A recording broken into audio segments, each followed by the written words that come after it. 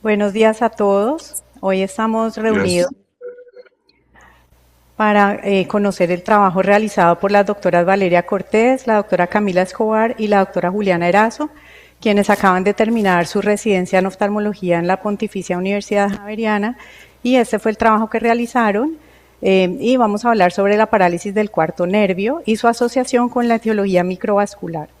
Y la parálisis del cuarto nervio es de las menos reconocidas de todos y por lo tanto es de las menos estudiadas. Ellas van a resaltar la importancia de evaluar los pacientes con esta condición y su relación con la enfermedad microvascular.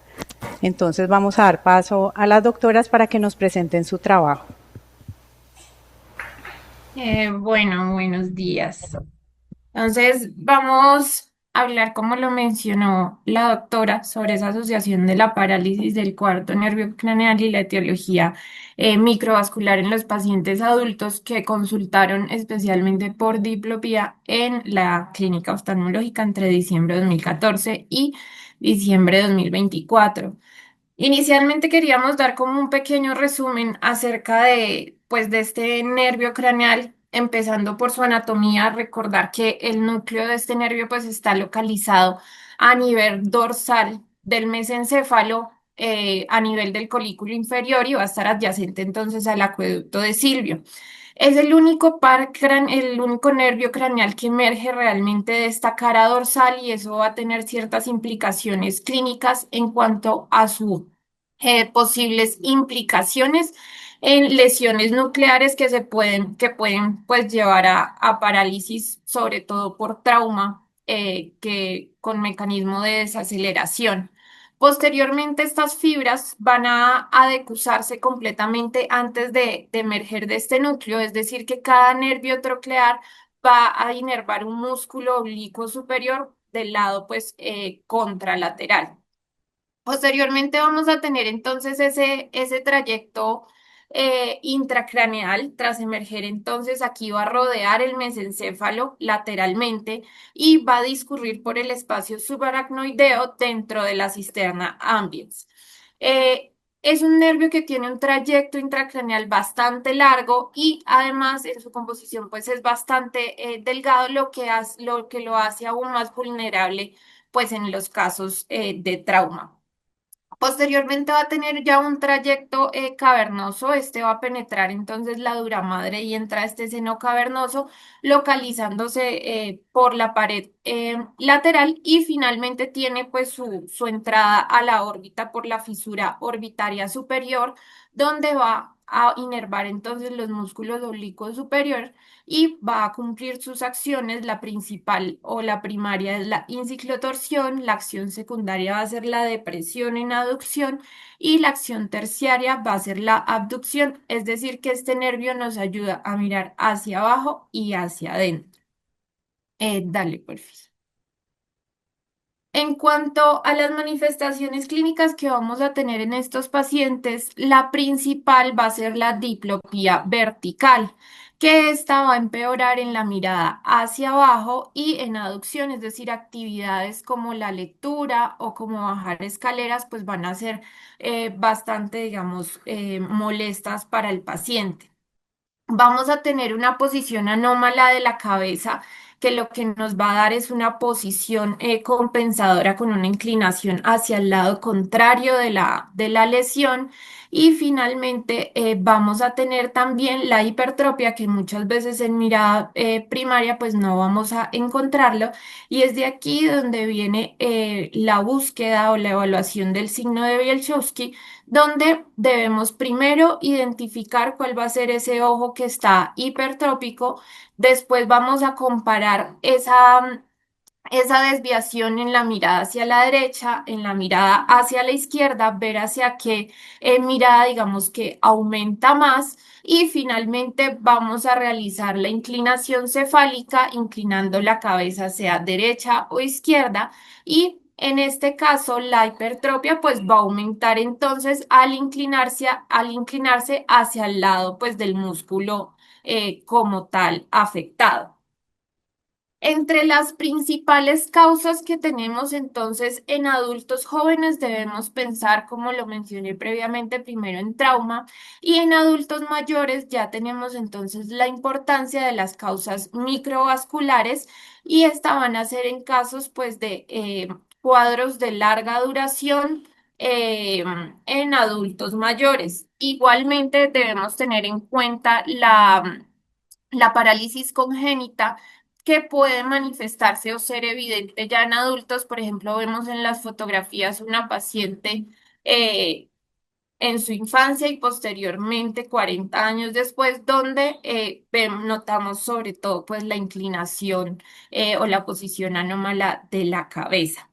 Entonces, pese a la clara asociación que está documentada en la literatura entre las condiciones microvasculares y la parálisis, pues consideramos que esta ha sido poco estudiada y poco analizada en la población colombiana y de ahí la necesidad pues de esta investigación, considerando pues también que las causas o las enfermedades cardiovasculares han sido pues la principal causa de mortalidad en Colombia. En cuanto a nuestros objetivos, nuestro objetivo general fue determinar la asociación entre la parálisis del cuarto nervio craneal y la etiología microvascular en estos pacientes adultos que consultaron por diplopía a neurooftalmología en la Clínica de Atención Oftalmológica Ambulatoria en el suroccidente colombiano entre el periodo de diciembre de 2014 a diciembre de 2024.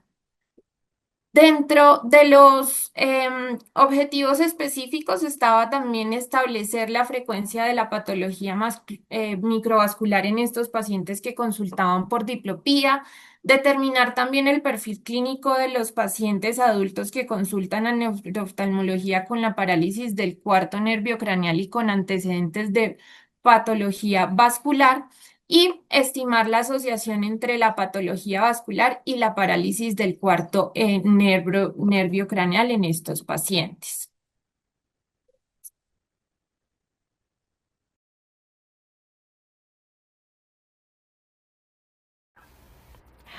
Bueno, entonces vamos a pasar a la metodología.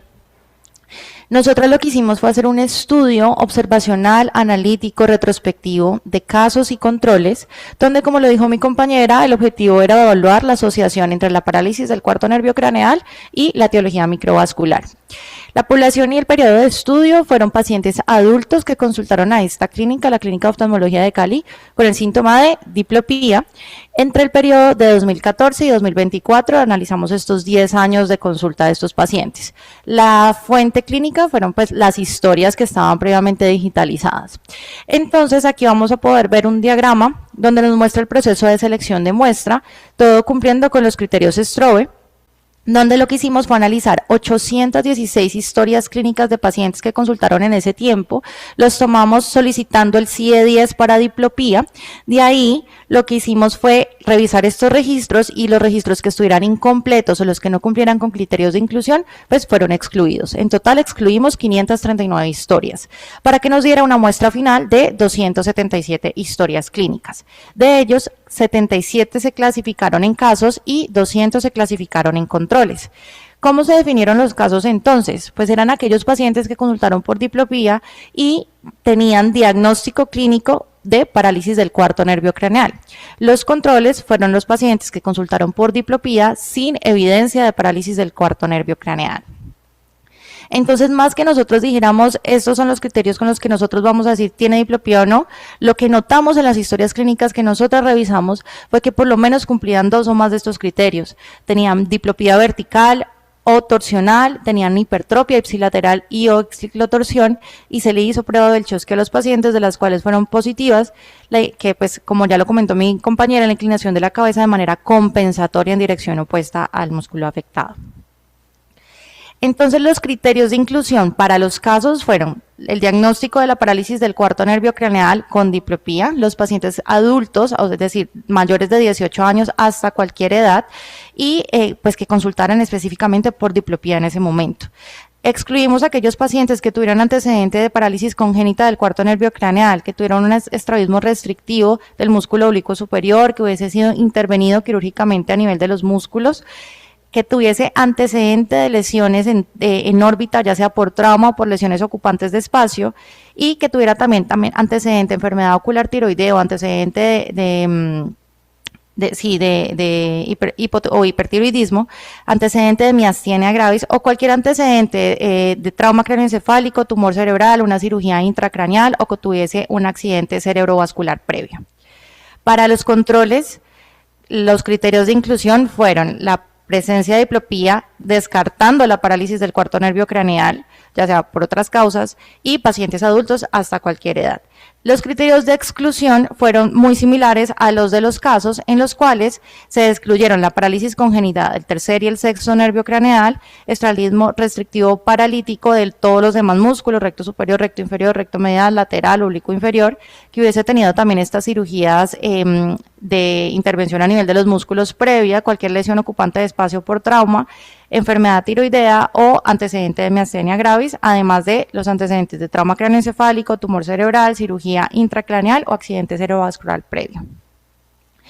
Entonces lo que hicimos nosotros fue tener dos grandes grupos de variables, uno que fue la variable dependiente y el otro eran las variables independientes, donde incluimos ahí las patologías microvasculares que estudiamos, que fue hipertensión arterial, diabetes mellitus, dislipidemia y arritmias cardíacas.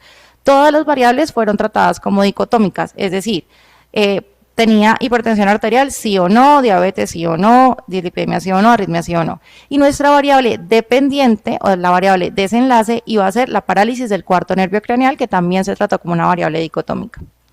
Otras variables que quisimos analizar fue el daño microvascular. Esta fue una variable construida compuesta, en donde se clasificaba 0, no tenía ninguna morbilidad del paciente, 1, una morbilidad o 2 o más morbilidades. Esto para poder hacer asociaciones que ya les vamos a mostrar. Las variables clínicas, como lo mencionaban dentro de los objetivos específicos, queríamos caracterizar esa población consultada por diplopía a la clínica. Entonces analizamos la diplopía tanto vertical como la horizontal, la hipertropia, hipotropia, exotropia. Y en cuanto a las variables sociodemográficas, analizamos el sexo y la edad la hicimos por 3 subcategorías de edad, entre los 18 y 35 años, 36 a 64 años y los mayores de 65 años. Para el análisis estadístico lo hicimos en 3 fases. La primera es un análisis descriptivo, donde escribimos todas las frecuencias y porcentajes, media y mediana. Luego hicimos un análisis bivariado por medio de la prueba de chi cuadrado y obtuvimos los OR crudos, es decir, no estaban ajustados ni por edad ni por sexo, con un intervalo de confianza de 95%. Aquellas variables que tuvieran una P estadísticamente significativa, que fueron ingresadas en el modelo, en el análisis bivariado de chi cuadrado, fueron incluidas en el análisis multivariado. Entonces, para este análisis multivariado hicimos una regresión logística binaria ya ajustada por edad y sexo, así nos dieron pues los ORs ajustados, hicimos pues la prueba de bondad de Hosmer-Lemshow y ya al final, por unos hallazgos que tuvimos, decidimos hacer la tendencia ordinal para daño microvascular, que ya les voy a explicar qué es. Entonces, en cuanto a los resultados, recordarles, nuestra muestra final fueron 277 pacientes, 77 casos y 200 controles. En las características sociodemográficas voy a empezar diciendo que el sexo fue similar a la distribución en tanto femenino y masculino, fue muy similar en ambos grupos, entonces no nos aportó mucha información adicional significativa, pero en la edad sí. Entonces, aquí tenemos un gráfico de barras donde vamos a poder observar los 3 grupos en el eje X, 18 a 35, 36 a 65 y mayor a 65 años, y en el eje Y tenemos los porcentajes. Los casos están representados como barras azules y los controles están representados como barras naranjas. Entonces aquí si nosotros vemos a grande, solo hacemos la primera visual de este gráfico, nosotros podríamos inferir que los pacientes más jóvenes tienen más frecuencia de tener una parálisis del cuarto nervio craneal. Y esto fue algo que a nosotras nos conflictó mucho al hacer el análisis estadístico porque no se nos hacía sentido ni por la literatura ni por la cantidad de pacientes que nosotros teníamos. Cuando ya vamos a analizar los grupos, cada uno de ellos, de los grupos etarios, observemos que los grupos entre casos y controles en los mayores de 65 años no son comparables. ¿Por qué? Porque miremos que en total fueron 170 pacientes de esos de grupo mayor a 65 años, de los cuales 134 eran controles y 36 casos. Entonces, pues realmente no es que ser más joven tenga más asociación con la parálisis del cuarto nervio craneal, o que por el contrario, porque si metíamos la data así nos haría como ser mayor a 65 años es un factor protector de tener parálisis del nervio craneal, cuando no lo es, simplemente fue una distribución de grupos. Miremos que en la edad de 18 a 35 solamente hubo 9 controles y 10 casos. Entonces, precisamente por eso esto no es comparable a los mayores de 65 años. Andemos ahora en la patología microvascular. Aquí tenemos las diferentes patologías que nosotras estudiamos: hipertensión, diabetes, dislipidemia y arritmias. Y lo que podemos mostrar acá es que la hipertensión fue la patología más frecuente tanto en casos como en los controles, y las demás patologías tuvieron una distribución similar en ambos grupos, tanto en casos como controles, salvo por la dislipidemia, que sí tuvo un porcentaje un poco más alto en los casos. Sin embargo, esta no fue estadísticamente significativa. En cuanto a las manifestaciones oculares, les mencioné que para hacer el chi cuadrado solamente las variables que tuvieran una P estadísticamente significativa se incluyeron en el análisis multivariado. De ellas, las que incluimos fue la hipertropia, la diplopía vertical y la diplopía horizontal, que fueron los únicos que nos dieron una P estadísticamente significativa. Aquí es una gráfica que nos muestra algo que completamente estábamos esperando, y es que en esta gráfica las manifestaciones oculares nos dividen completamente a los casos de los controles. Como podemos observar, los casos pues tenían una mayor proporción de hipertropia y diplopía vertical, algo que estábamos esperando por la parálisis del cuarto nervio craneal, y los controles que consultaban por diplopía pero tenían otra patología, pues vemos que la diplopía horizontal era la más frecuente en ellos. Estas son pues la tabla resumida de las características descriptivas de los casos y de los controles, los que les acabo de mostrar, pero ya con porcentajes numéricos, y pues la tabla completa ya se encuentra pues en nuestro manuscrito. Ahora hablemos de las asociaciones. Entonces, aquí vamos a tener un gráfico de forest plot donde nos muestra el proceso del modelo multivariado que realizamos. Aquí en el eje X vamos a poder ver los odds radios ajustados, estaban ajustados al sexo y a la edad. Y en el eje Y tenemos las variables. Sexo masculino, se toma uno de referencia, uno de los dos grupos. En edad tomamos del grupo de referencia a los 18 a 35 años.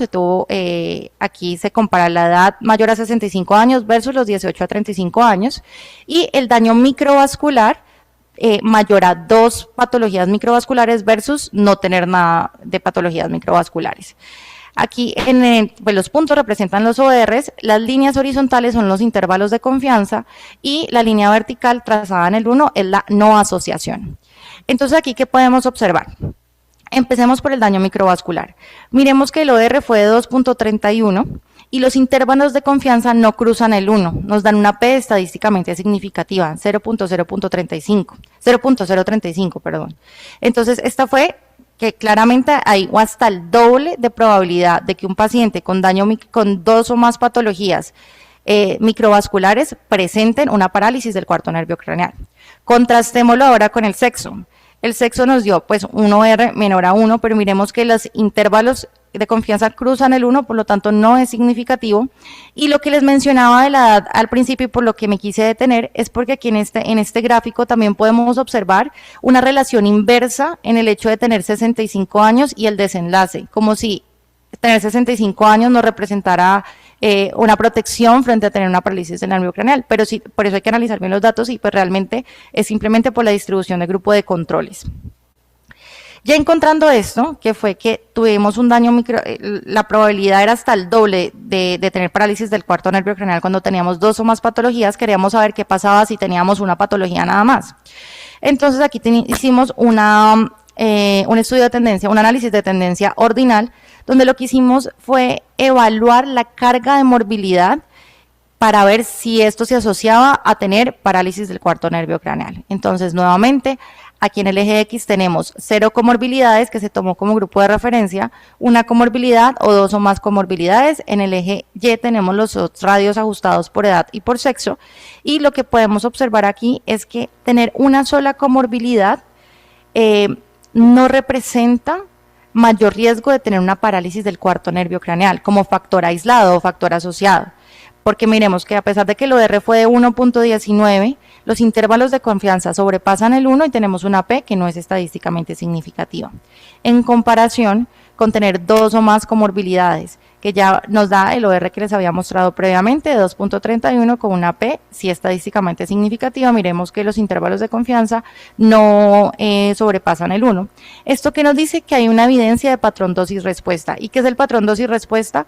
Es que a medida que yo aumento la exposición, aumenta la probabilidad de que yo tenga un desenlace. Con un solo factor de riesgo microvascular no aumento la probabilidad de tener una parálisis del cuarto nervio craneal, pero a partir de 2 morbilidades, es decir, un aumento en la carga de la morbilidad, sí se aumenta hasta el doble del riesgo de tener una parálisis del cuarto nervio craneal. Entonces, en los resultados, pues básicamente en resumen de todas estas gráficas es que 2 o más patologías microvasculares aumentan el riesgo. Hay una gradiente dosis-respuesta, es decir, a medida que aumento mi exposición en este caso eran las patologías microvasculares, pues aumenta la respuesta a tener una variable de desenlace, que es la parálisis del cuarto nervio craneal. Y a pesar de que se le hizo el ajuste por edad y sexo, sigue dando el mismo resultado. Entonces, la carga microvascular, más que una comorbilidad aislada, más que sea solo una, es el principal factor asociado. A partir de que yo tenga 2 o más y le vaya incrementando más comorbilidades, tengo más probabilidad de generar una parálisis del cuarto nervio craneal.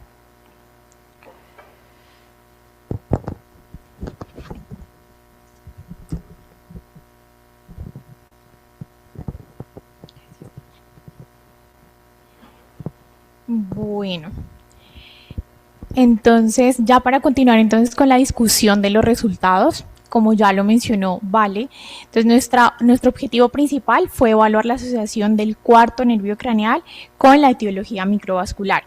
Y como vimos en los resultados, el aumento de comorbilidades microvasculares tiene una asociación significativa y un aumento del riesgo de la parálisis del cuarto nervio craneal, especialmente en aquellos pacientes que presentan 2 o más comorbilidades. Para contrastarlo pues con los resultados de la literatura internacional, pues nuestros resultados concuerdan. Por ejemplo, en el estudio de Tam Hankar y colaboradores, ellos realizaron un estudio prospectivo donde concluyeron que la causa de parálisis del tercero, del cuarto y del sexto nervio craneal estaban asociados con patología microvascular, especialmente con los diagnósticos de diabetes mellitus e hipertensión arterial. De manera similar, hoy colaboradores en un estudio que realizaron concluyeron que la principal causa de parálisis del cuarto nervio craneal fue la etiología microvascular seguida del trauma. Y también, por ejemplo, Kim y colaboradores hicieron una serie donde incluyeron pacientes con diagnóstico de parálisis del cuarto nervio craneal y encontraron que en ellos había una mayor prevalencia de etiología microvascular. Como vemos, todos estos resultados respaldan la importancia de la etiología microvascular también encontrada en nuestro estudio. Para hablar un poquito, ya lo mencionó Vale, la edad, la relación con la parálisis del nervio, pues fue un punto que nos puso bastante en discusión y analizar mucho los resultados. Como vimos, había un aumento de los controles relativos en el grupo etario de los más jóvenes versus los grupos mayores, y fue por eso que en el análisis tanto univariado como multivariado nos mostró falsamente que la edad sería un factor protector para desarrollar la parálisis del cuarto nervio. Sin embargo, pues esto es debido al diseño inherente del estudio y también a que este grupo de edad, específicamente los mayores de 65 años, estaba sobre representado por los controles. Esto teniendo en cuenta también y asociándolo con los resultados de la literatura internacional. Esto es porque los mayores de 65 años probablemente tienen mayor carga de otras causas de diplopía que no se relacionan necesariamente con el desenlace que nosotras estábamos buscando en este estudio, que era la parálisis del cuarto nervio craneal. Además, el análisis de tendencia ordinal mostró un incremento del odds de nuestro desenlace con cada aumento de nivel de daño microvascular. Y como vimos, también esta relación dosis-efecto está respaldada en la literatura porque a medida que acumulamos mayor daño microvascular, va a aumentar la susceptibilidad del cuarto nervio craneal específicamente para los fenómenos isquémicos. Todo esto también ha sido respaldado por estudios más grandes poblacionales, por ejemplo, como el de Jung y colaboradores, que fue realizado en Corea, donde mostraron que la etiología vascular era la principal causa de parálisis del cuarto nervio craneal, especialmente en adultos mayores. En cuanto a las limitaciones que encontramos realmente en el estudio, pues fue basado principalmente en su carácter retrospectivo, ya que al revisar las historias clínicas que encontramos, pues es difícil establecer como tal una relación causal entre los antecedentes microvasculares y la parálisis del cuarto nervio. Entonces, pues aquí también pueden haber sesgos de información. Otra limitación es que se realizó en un único centro de referencia, que muchas veces es difícil extrapolar estos resultados pues a nivel general. También otra limitación fue que solo nos basamos en los antecedentes clínicos registrados para representar como tal la etiología microvascular. Entonces aquí pues pudo haber sido irreal un poco la clasificación, y tampoco fue posible evaluar ni la duración, ni la severidad, ni el control de estas comorbilidades que nosotros describimos, lo cual pues pueden ser factores que también pueden influir en la asociación de estas dos causas. Como conclusión en general del estudio, como ya vimos, fue que la parálisis del cuarto nervio craneal está asociada de manera significativa con una mayor carga de comorbilidades microvasculares, con este efecto de dosis-respuesta, o sea, entre más comorbilidades, mayor probabilidad de tener parálisis del cuarto nervio craneal. Y esto pues nos resulta muy importante, sobre todo en nuestra población, para la evaluación de los factores de riesgo vasculares en este tipo de contextos clínicos. Y eso sería todo. Muchas gracias.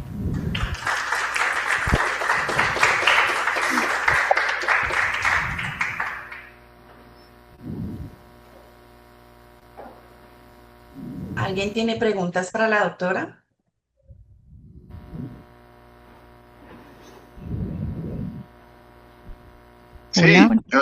Yo tengo una. Hola. Hola, Doc. Sí, en el curso de la presentación ustedes usaron daño microvascular y comorbilidades como sinónimos, ¿sí? ¿Sí fue así? Lo entendí así. Sí, doctor. Pues yo creo que eso les podría dar como una relativa fortaleza adicional a la discusión, porque si uno habla de comorbilidad, por ejemplo, diabetes o dislipidemia, no necesariamente hay en esos pacientes daño microvascular. Por ejemplo, un diabético muy bien controlado o una dislipidemia detectada temprano y tratada a tiempo, pues sigue teniendo el diagnóstico, pero ese paciente tiene muy poco daño microvascular. Entonces, el hecho de que sea la morbilidad, la comorbilidad asociada, y no necesariamente haber comprobado que había daño microvascular, pues yo creo que le da todavía más fuerza al estudio, a la asociación, pues. No sé qué piensan. Así es, Doc, muchas gracias. Sí, completamente de acuerdo. Inicialmente el estudio empezó pues caracterizando como que estas eran las patologías que más frecuentemente se asociaban con daño microvascular, pero incluso durante el transcurso del estudio, por eso hicimos la medida de tendencia ordinal, pues nos dimos cuenta que eran las comorbilidades y la carga de morbilidad más que el daño microvascular. Entonces, completamente de acuerdo, Doc, y eso es una gran fortaleza del estudio.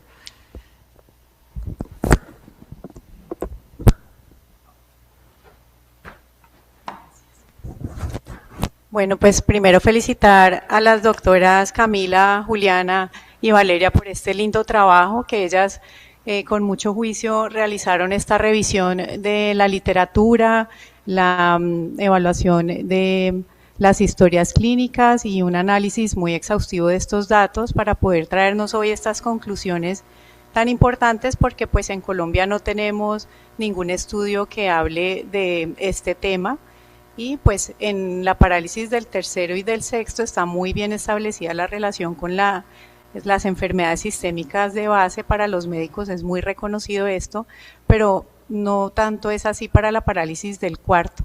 Primero, es una entidad muy poco diagnosticada, porque estos pacientes con diplopia se quedan dando vueltas entre muchos médicos, optómetras y ortoptistas, y no se les hace el diagnóstico concreto de la parálisis del cuarto por dificultades en realizar las técnicas clínicas en el consultorio para identificarlo, y pues en el caso de que ya se identifique, a veces no son estudiados de una manera muy profunda. Entonces, pues vemos que es importante, primero, identificar el diagnóstico, y segundo, tener en cuenta la relación con estas patologías de base, que si bien, como ellas dijeron, en este caso, en este estudio solo se registró el paciente que ya tenía el antecedente conocido, pero también podemos tener pacientes que no tienen ningún diagnóstico previo, que llegan con una parálisis del cuarto, y a partir de allí es que nosotros vamos a hacer los estudios de sus patologías sistémicas, que puede que el paciente esté cursando y que todavía no la conozca, y que puede ser una oportunidad para nosotros identificar factores de riesgo que también van a influir en su estado cardiovascular y cerebrovascular. Entonces, pues este estudio tiene esta limitación, solo el paciente conocido tiene consignada la hipertensión arterial y la diabetes o la dislipidemia, pero a partir del diagnóstico podemos tomar estos estudios que nos identifiquen que el paciente está cursando con alguna otra condición que debamos atender, derivar al médico internista y pues resolver en el paciente toda su patología sistémica y no solamente la ocular. Entonces creo que es muy importante que con este estudio tengamos en cuenta esta relación, le demos la importancia que tiene estudiar estos pacientes, y por supuesto siempre descartar otras causas posibles en la parálisis del cuarto, como las congénitas, siempre pedir fotografías previas, a ver si el paciente tiene la condición desde antes, y descartar el trauma cráneoencefálico y los tumores, que también son causas de la parálisis del cuarto nervio. Entonces, felicitaciones a las tres, y no sé si alguien más quiere comentar. Sí, yo quisiera unirme a la felicitación, especialmente porque en un estudio retrospectivo, descriptivo, tiende a como a despreciarse, ¿no? Y no pararle muchas bolas, pero pues ustedes han mostrado que se puede hacer un estudio muy riguroso, muy serio, con un análisis estadístico muy riguroso, y sacar unas conclusiones que son muy valiosas, que son muy útiles.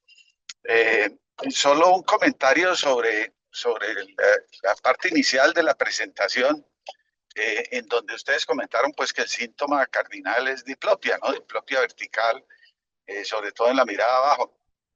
Pero en mi experiencia, yo no sé qué opine Ana Milena, quisiera dejar el mensaje de que muchos pacientes con diplopia no manifiestan diplopia, simplemente manifiestan visión borrosa o quejas vagas en la visión, y usted toma la visión y está 20-20 en ambos ojos, pero el paciente está quejoso. Ojo, porque eso tiene alta probabilidad de ser o un defecto de campo visual o una diplopia. Y si no hace los test, no se da cuenta. No sé cuál es la experiencia de Ana Milena. Bueno, a Ana Milena ya le llegan muchos remitidos, ¿no? Pero pues el que está, digamos, más en el frente debe tener eso en cuenta, porque como dijo Ana Milena, se cuelan, muchos de estos pacientes se cuelan y van de consultorio en consultorio y no se les hace el diagnóstico. Sí, doctor, de acuerdo. Pues estos pacientes tienen dificultad en reportar cuál es el síntoma preciso, y por eso en la evaluación pues del examen oftalmológico, como usted lo dijo, siempre en un paciente que se está quejando de mala visión y que ve 20/20, hacer tres cosas: el test de los colores, el campo visual con las manos, y pues el examen de alineación ocular y movimientos oculares, porque allí podemos detectar cuál es la queja que el paciente presenta y que no es muy clara para nosotros. Y también mirar la posición de la cabeza del paciente, o qué maniobra hace para mirarnos mientras nos conversa. Esa evaluación en el interrogatorio, que nosotros miremos, inspeccionemos y estemos pendientes de esos pequeños detalles, nos pueden hacer dar cuenta de esto. Y lo que usted dice, muchos pacientes no saben exactamente qué sienten y por eso ya han pasado por varias consultas, les han cambiado las gafas muchas veces y puede que no se sepa que lo que tienen es una diplopia. Bueno, yo quería igualmente felicitarlas, pero yo quiero que la gente, que la audiencia sepa qué hay detrás de bastidores de todos estos trabajos y de este trabajo en especial. Y es que los residentes comienzan su trabajo desde el primer semestre, escogen un tema de acuerdo generalmente con un docente que va a ser la persona que temáticamente los va a soportar, y además tienen un soporte desde el punto de vista estadístico del Departamento de Medicina Social. Y a través de todos los 6 semestres prácticamente están elaborando su trabajo, recogen sus muestras, sus historias, tienen las frustraciones de ver que las historias no están completas, de que no cumplen los requisitos, de que tienen que volver atrás, y posteriormente vemos que están dando los resultados como este trabajo, que es un trabajo muy serio desde el punto de vista estadístico, se ve absolutamente riguroso, y gracias a la doctora Bautista y a la doctora Diana Caicedo es como se saca todo este tipo de trabajo depurado, y podemos llegar a unas conclusiones que nos sirven y que sirven para publicación. No se van a quedar pegados en la biblioteca de la universidad forever porque este fue el trabajo de grado de las fulanitas y no más. Entonces yo sí quiero resaltar eso, y eso era uno de los objetivos iniciales cuando comenzamos esta residencia, este programa de residencia, que los residentes pudieran hacer trabajos que dieran, digamos, información científica al resto del público y que sirvieran de ahí en adelante. Muchas gracias a la doctora Bautista, muchas gracias doctoras.